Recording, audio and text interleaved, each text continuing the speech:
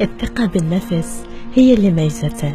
صديقنا ما يهتم نظرة الناس إله ولا شلون يصرفون وياه، لأنه قلبه الأبيض خلاه إنسان مختلف. يمكن إحساسه صعب نعبر عنه بقصة أو حتى كلام ناخذه من لسانه، بس مشاعره خلته يعبر عن اللي بقلبه ويرسم الضحكة على وجوه الناس. شلونك حيدر؟ والله أنا زين.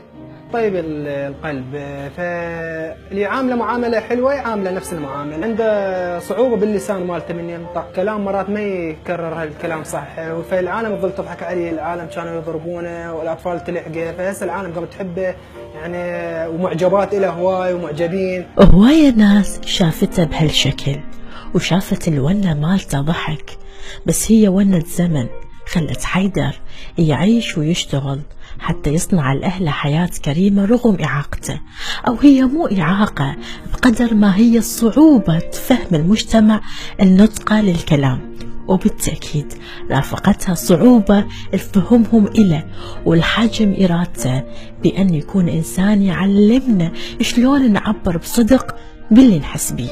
والله أنا شغل الطالب، أشغل يمه 100 كيلو واطلع امدح كيلو جام، هذا نقاع عندنا، هذا الزباله نقاع امدح كلها.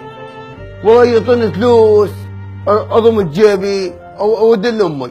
بدا حيدر يرتقي عن المستوى اعلى بحيث يساعد اهله، لان اغلب الزبائن اللي هنا يجون يزينون يمنا يحاولون يعني مثل حيدر هم ينظفهم ويرش لهم ريحه، يعني شلون يشتغلوا ويانا بس بجزء بسيط.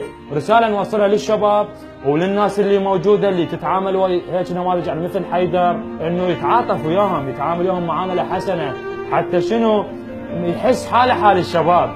من يكون كلامك أبيض بوسطه هواي ألوان رمادية، هالشي بدل أنه يميزك ويخليك منفرد بصورتك أمامهم، أحيانا تصير إنسان باهت ومثير للضحك لأنه دواخلهم ما بيها هالبياض. إلك ونة.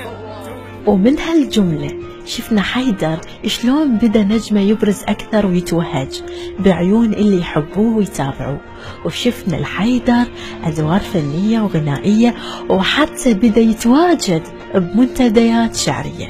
جلك وحدك القلب والعين. الله. سخونة والقلب وعينك سخونة وتخوي وذله وهله.